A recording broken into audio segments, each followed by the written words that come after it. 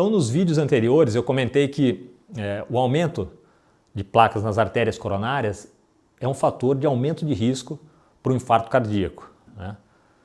Mas como acontece a formação dessas placas nas artérias e como minimizar isto? Então, durante os treinos ou provas, né, falando de treinos ou provas de endurance, o fluxo sanguíneo ele fica aumentado, né, dentro dos vasos, ou seja, você tem uma maior velocidade no fluxo de sangue para que o tecido muscular, né, seja oxigenado. Tá certo? Só que esse aumento no fluxo sanguíneo durante horas, né, podem causar lesões, microlesões, nas paredes das artérias, no endotélio, né? Esse estresse hemodinâmico extremo e prolongado, extremo porque essa lesão está muito mais ligada à intensidade, mas também ao volume, ao tempo de exposição, né? Então esse aumento do fluxo hemodinâmico por muito tempo, de uma maneira muito intensa, pode alterar a homeostase endotelial, né? E isso leva à formação de placas. É importante ressaltar que essas placas de gordura encontradas nas artérias dos atletas de endurance de longa data são placas mais calcificadas, ou seja, elas são placas mais rígidas, né, quando comparado com a população sedentária. A população sedentária, essas placas que ficam aí nas artérias, elas são mais moles. E essas placas, quando são mais moles, elas têm mais riscos de rompimento. Quando essa placa se rompe, essa placa de gordura se rompe, ela forma trombos, né, e esses trombos impedem a passagem do sangue por essas artérias aí onde elas se romperam, né, e aí causa o infarto. Quando você compara um atleta de endurance de longa data com a população sedentária, o atleta tem menos risco em relação à população sedentária, ou seja, quem não pratica nada de atividade física, a pessoa sedentária tem mais risco de um evento cardiovascular, de um infarto, né? Mas quando você compara o atleta de longa data com um praticante regular de atividade física, né, o atleta de endurance de longa data tem um pouco mais de risco em relação à pessoa que é praticante regular. O que é um praticante regular de atividade física? É uma pessoa que acumula aí cerca de 150 minutos de atividade física por semana, dividido em 3 a 5 dias. Então, dos 3 grupos que eu coloquei, o sedentário, o praticante regular de atividade física e o atleta de endurance, o praticante regular de atividade física é o que tem o menor risco de ter um infarto. A intensidade do exercício se relaciona mais com a formação das placas em relação ao volume. Então, indivíduos que correm acima de 9 metros, primeiro, o que é MET? M-E-T, né? É uma medição de gasto metabólico, né? Um indivíduo que está sentado com cerca de 70 quilos, o indivíduo pesa 60 quilos sentado em repouso, ele tem um gasto metabólico de cerca de 1 MET, 3,5 mililitros de oxigênio, né, por quilo de peso corporal por minuto, né? Isso corresponde ao MET. Então, o indivíduo, para se manter vivo, de 70 quilos, ali sentado em repouso, ele gasta 1 MET. Né? Acima de 9 METs, há um maior risco de formação de placas, um risco progressivo. De 6 a 9 METs seria a melhor faixa que reuniria os benefícios da atividade física aeróbica com a minimização do risco de placas. Para se ter uma ideia, um atleta que corre 5 km a 3 minutos e 30 por quilômetro, se ele tiver que correr esses mesmos 5 km em 9 metros, ele vai estar correndo aproximadamente 7 minutos por quilômetro. Ou seja, para um atleta que quer ser competitivo, né, num esporte de endurance, fatalmente ele vai ter que trabalhar acima dos 9 metros. Né. Para além da intensidade, o que o atleta pode manejar para minimizar o risco da formação desses ateromas, dessas placas? Né. Esses ateromas eles estão muito ligados, né, ao estresse oxidativo, que também se linka com boas horas de sono, né, alimentação, processos inflamatórios, né. Então, tudo isso é manejável. Existem as medicações alopáticas, né, que reduzem aí o colesterol LDL, né, que, como nós comentamos anteriormente, se relaciona aí com a formação dessas placas. Esses medicamentos, esses remédios, têm alguns efeitos adversos, que eu vou citar a seguir aqui. Não que eles não sejam úteis, eles são úteis, mas você tem que levar em consideração os efeitos adversos, né? Para além disso, existem os medicamentos homeopáticos, né? E eu tenho usado com constância isso e tenho verificado na prática o que os artigos científicos falam. Eles são eficazes para reduzir aí o colesterol, né? Para reduzir o LDL, o triglicérides, né? E eu tenho lançado mão desses medicamentos que podem ser bastante úteis aí para os atletas. A acupuntura é outro caminho, é outra via, ok? Então agora eu vou passar a dissecar cada um desses aí. Essa tabela traz grupos de medicamentos que são bastante eficazes aí no controle do colesterol, né, e alguns dos seus efeitos adversos. Então, por exemplo, o primeiro grupo, né, que eu cito aí são as estatinas. As estatinas são bastante eficazes aí no controle do LDL, mas traz alguns efeitos adversos, como por exemplo, dor muscular, fadiga, queda do rendimento esportivo e, em casos extremos, a rabdomiólise, que é muito ruim e pode levar à morte. Quando o atleta está treinando, competindo, naturalmente ele tem microlesões no tecido muscular, ou seja, células musculares se rompem. Isso é normal dentro de determinados parâmetros. Acontece que as estatinas, por elas alterarem a composição lipídica da membrana das células musculares, elas podem precipitar, facilitar o rompimento dessas células. Isso, somado ao exercício, é um agravante que é um facilitador aí do surgimento da rabdomiólise.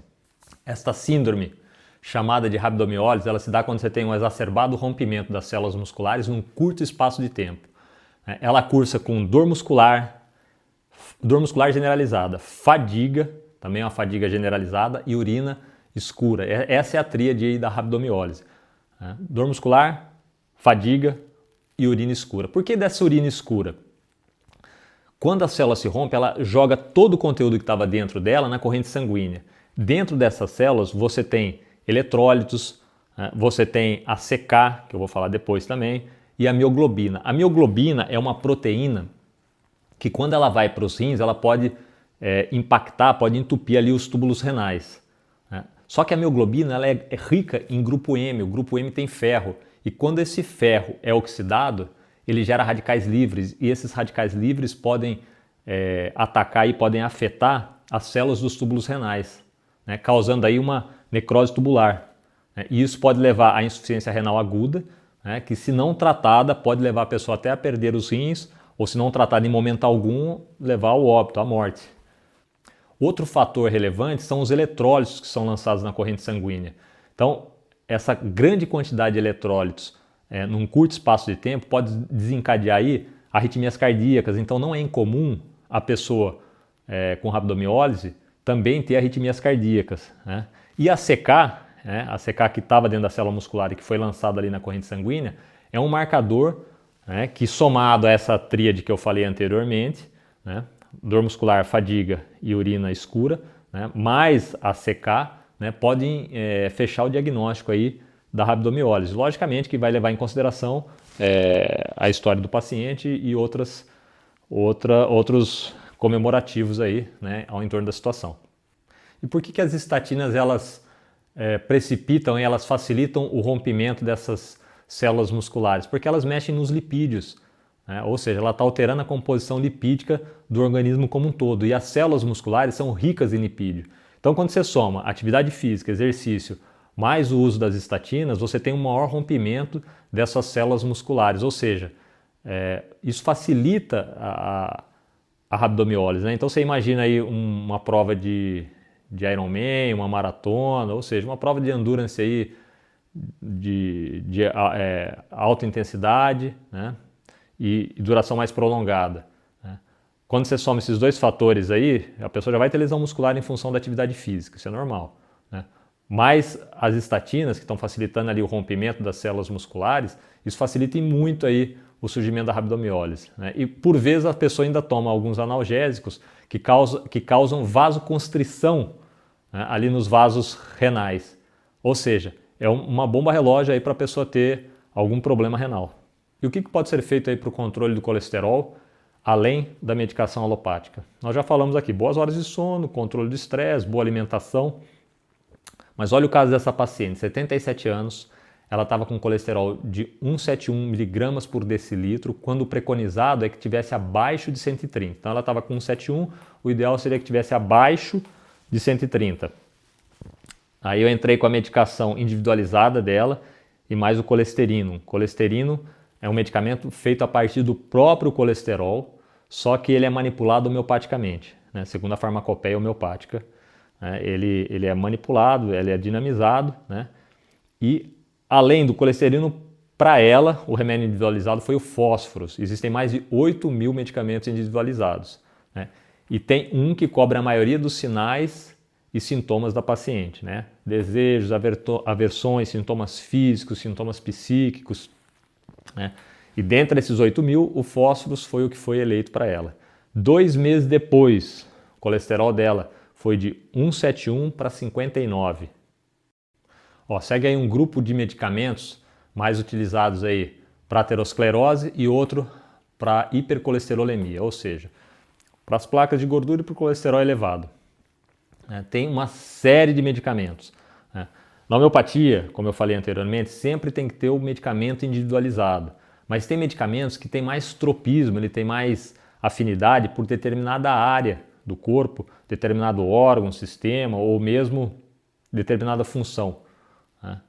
Então, eu particularmente, existem várias escolas, né, na homeopatia, né, mas a homeopatia clássica sempre preconiza o remédio individualizado. Então, eu utilizo, além do remédio individualizado, né, aquele que cobre a maioria dos sinais e sintomas do paciente, um medicamento que vai tratar a queixa daquele paciente física, né? A queixa, por exemplo, a pessoa chega lá e fala assim, eu estou com uma bronquite, com uma sinusite, eu estou com uma arritmia cardíaca. Então, além do remédio que vai cobrir não só esses sintomas, mas os sintomas psíquicos, existe um medicamento mais indicado para aquela pessoa que traz aquela patologia, traz aquela doença, né? Porque, por exemplo, uma dor de cabeça, tem mais de 1.000 medicamentos para dor de cabeça, mas aí você tem que modalizar. Como que é a dor de cabeça dessa pessoa? A dor de cabeça dessa pessoa é pressiva, né, impressão, é latejante, que horas que ela sente mais, o que desencadeia, o que melhora, o que piora. Tá? Então, eu estou falando isso porque não é simplesmente a pessoa pegar um medicamento desses, um desses aí, o colesterino, por exemplo, né, e tomar, né, porque não necessariamente vai ser o colesterino, pode ser outro que seja melhor para essa pessoa. E também tem a questão da diluição, né, da potência que essa pessoa vai tomar, da escala, qual que é a escala, qual que é a potência, é 6CH, é 1LM, entendeu? Então tem uma série de fatores aí. Mas que é efetivo, funciona. Para além do que os artigos científicos trazem aí, estou falando a minha experiência prática, que eu tenho comprovado na prática clínica. Funciona e muito. Outra ferramenta muito útil aí é a acupuntura. Então a acupuntura, ela combina os efeitos neurohormonais, né, com a visão tradicional aí da medicina chinesa, a visão energética. Assim como na homeopatia, a acupuntura parte do princípio que a doença, a patologia, aconteceu em função de um desequilíbrio na energia vital. Porque duas pessoas vivem no mesmo ambiente, né, uma contrai alguma infecção bacteriana ou viral e a outra não. Né? Por que uma pessoa tem uma doença e outra não, nas mesmas condições? Então, essas medicinas mais integrativas, né, elas partem do princípio que a doença se instalou em função de um desequilíbrio na energia vital. E aí ela busca tratar o indivíduo como um todo. Né? Então, quando ela faz isso, ela tende a resolver não só essas questões que o paciente traz para a consulta, mas ela abarca diversas outras que estão no entorno ali, né, que não são a queixa principal, mas que também se resolvem, quando podem ser resolvidas, né? Porque mesmo para a homeopatia, para a acupuntura, existem doenças que são incuráveis, mas incurável é a doença, não é o doente que carrega a doença. Então, o exemplo que eu gosto muito é o exemplo do paciente paliativo, ele está no leito de morte. Né? Então, muitas vezes, aquela patologia dele ali, aquela doença que ele tem, vai ser a causa da morte dele, mas a questão é como que ele viveu os últimos momentos da vida dele, como que ele estava fisicamente, psiquicamente, né? Como que estava o estado de espírito dele. Então a homeopatia trata também disso, a acupuntura trata também disso. Estudos como o Mark-II, que foi publicado na revista científica Circulation, que é a revista de maior prestígio aí da Associação Americana de Cardiologia, que por sua vez é considerada uma das publicações mais influentes do mundo na área de medicina cardiovascular. Então essa publicação, Mark-II, relata que, embora o volume e a intensidade do exercício, né, principalmente o exercício de alta intensidade, né, estejam associados à progressão das placas, né, das placas cardíacas, das placas nas artérias, né, os fatores de risco tradicionais, né, especialmente a idade, a pressão arterial e o perfil lipídico, ou seja, idade, pressão arterial e colesterol, né, continuam sendo os preditores independentes mais fortes para a presença de placas nas artérias coronárias. Então, o que a gente pode controlar? A idade não dá para controlar, pressão arterial é possível, né, e perfil lipídico, ou seja, colesterol. Em atletas, o colesterol LDL muitas vezes se encontra dentro dos limites, dentro dos parâmetros que são considerados normais para a população em geral, né? Mas os estudos sugerem que para os atletas que têm uma carga de treino extrema, os níveis do colesterol LDL, do colesterol ruim, né, devem ser mais baixos para evitar a formação dessas placas. E ainda tem aquela questão do atleta que tem o colesterol LDL dentro dos limites da normalidade, né, mas se ele tem uma lipoproteína A, né, que está ligada aí a fatores genéticos elevada, o risco de aumento de placas cresce drasticamente, né, quando somado à elevada carga de treino de endurance.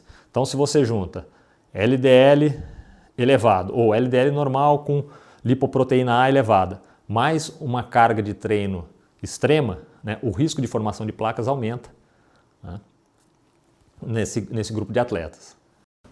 Essa relação, quanto maior a carga de exercício, mais placas nas artérias, é muito mais prevalente em homens do que em mulheres. Em mulheres, o colesterol LDL e a idade são fatores mais significativos para a formação dessas placas. Peço que comente, curta, compartilhe, isso nos ajuda, uma vez que esse vídeo vai ser mais divulgado, vai alcançar mais pessoas que podem estar se prevenindo aí com relação aos riscos cardiovasculares. Nós também entendemos que esse conteúdo é importante, é relevante para você e vamos continuar a produzir conteúdos aqui com embasamento teórico-científico atual. Saúde a todos e sempre avante!